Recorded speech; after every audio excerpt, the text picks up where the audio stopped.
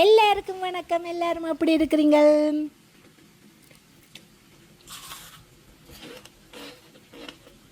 பார்த்தீங்களா, இந்த கடலை வடை இந்த வெங்காயத்தையும் கடிச்சு சாப்பிட்டா என்ன டேஸ்ட் தெரியுமா? எல்லாருக்கும் பிடிக்கும் இந்த வடை. மொறுன்ட்டு சும்மா அந்த மாதிரி இருக்கும். இந்த வவனியா ரயில் வடை சொல்லிவினேன் தெரியும் தானே. இதை எப்படி செய்கிறேன்னு பார்க்க போகிறீங்களா? வாங்க வீடியோக்குள்ளே போகலாம். இப்போ இந்த கடலை வடைக்கு என்னென்ன தேவையாண்டா, சின்ன வெங்காயம் இப்படி இடிக்கணும். அப்போ தான் அது டேஸ்ட்டாக இருக்கும். இப்போ இந்த சின்ன வெங்காயத்துக்குள்ளே இப்போ கடலை பருப்பு இருக்குது தானே, அதை நான் கிட்டத்தட்ட ஒரு 8 மணித்தியாலம் ஊற வைப்பேன். ஊற வச்சு போட்டு வடிவாக கழுவி போட்டு பிறகு எடுத்து இப்படி கிரைண்டரில் அடிக்கலாம். நான் கொஞ்சமாக செஞ்சால் உரல் அடிக்கிறேன். நான் இப்போ நல்லா செத்த மிளகாய் தூள், உப்பு எல்லாம் வச்சுருக்கிறேன். மற்ற சின்ன பம்பா வெங்காயம் இருக்குது தானே, அதுவும் கொஞ்சம் இப்படி வெட்டி வச்சுருக்கிறேன். காணாட்டி அதையும் போட்டு சேர்த்து குழச்சி செய்வேன். இப்போ சின்ன வெங்காயம் எப்படி உடைக்கணுமென்னு சொன்னால், தண்ணிக்குள்ளே ஊற போட்டு உடைச்சிங்களேன்னா உங்களுக்கு கண் எரியாது. கொஞ்சம் குறைவாக இருக்கும். கஷ்டப்பட்டால் தான் டேஸ்ட்டாக சாப்பிடலாம். ஓகே, இப்போ இந்த பம்பா வெங்காயத்தை அதுக்குள்ளே போட்டுட்டு இப்போ நல்ல செத்தல் இப்படி அடித்து வச்சிருக்கிறேன் தானே, அந்த செத்தலையும் அதுக்குள்ளே கொஞ்சம் உப்பையும் சேர்த்து போட்டு கலக்க போகிறேன். இப்போ என்னண்டா, இப்போ இப்படி நாங்கள் கலக்கி போட்டு கரை நேரம் வச்சுருக்கக்கூடாது.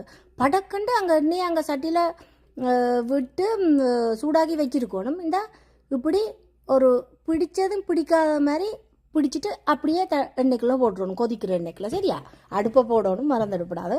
சரி, இப்போ பாருங்க, இந்த எண்ணெய் கொதிச்சிருக்குது. இப்போ படப்படன்னு போட்டுருவணும். எல்லாம் ஒரே அளவில் வரணுமெண்டு இல்லை, வடிவில்லாத சில பொருட்கள்லாம் சாப்பிட்றதுக்கு டேஸ்ட்டாக இருக்கும். சரியா?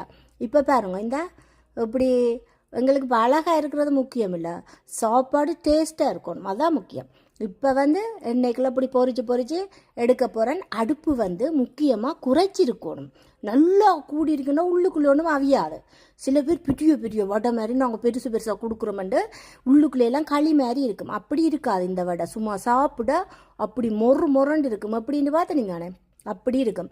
இது வவுனியாலேருந்து கொழும்புக்கு போய்க்கல எங்களுக்கு ரயிலுக்கு தர்ற வடை. அப்போ சின்னலில் சாப்பிட்டது எனக்கு இப்போ ஞாபகம் இருக்குது. சரி, நான் பருப்போட வடிவாக சுடுவேன். உங்களுக்கும் சரி, ஏற்கனவே நான் கனதடவை சுட்டு போட்டு காட்டியிருக்கேன். இப்போ உங்களுக்கும் ஒரு கதை இருக்கா, திரும்ப இருக்கா ஞாபகத்துக்கு அன்றைக்கு நேற்று செஞ்சேன். அப்போ உங்களுக்கு ஒருக்கா போட்டு காட்டுறேன். இப்போ பாருங்க, இந்த முக்கியமானண்டா என்னத்தை செஞ்சாலும் டேஸ்ட்டாக செஞ்சு சாப்பிடணும். சின்ன வெங்காயம் போடணும், அல்லாட்டி பம்பா வெங்காயம் போடணும். எல்லாம் கொஞ்சம் கணக்கு போடுங்கோ, என்னென்னத்தை போடணுமோ அதை போடுங்கோ.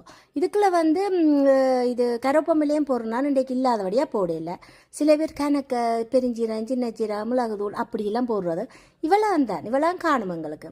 போட்டுட்டு சாப்பாடு வடிவாக பாருங்க, நல்ல பொண்ணுரமாக கணக்காக பொரிஞ்சிருக்கணும், அல்லாட்டிக்கு எரிஞ்சிடும். அப்போ இந்த பொரிச்சு வச்சாச்சு.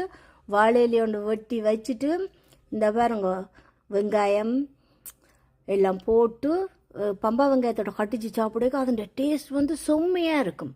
அப்படி டேஸ்ட்டாக இருக்கும். வத்தமிளகா இருக்குது தானே, அதையும் பொரிச்சு வச்சுட்டு அதோடு சேர்த்து நீங்கள் சாப்பிட்டு பாருங்க, எப்படி இருக்குன்னு தெரியும். நீங்கள் எல்லாரும் செஞ்சு பாருங்க. சரியான ஈஸியான வேலை. இப்படித்தான் கடலை வடை சுடுகிறது. சரியா? எல்லாரும் செஞ்சு பார்த்துட்டு சொல்லுங்க. நன்றி, வணக்கம்.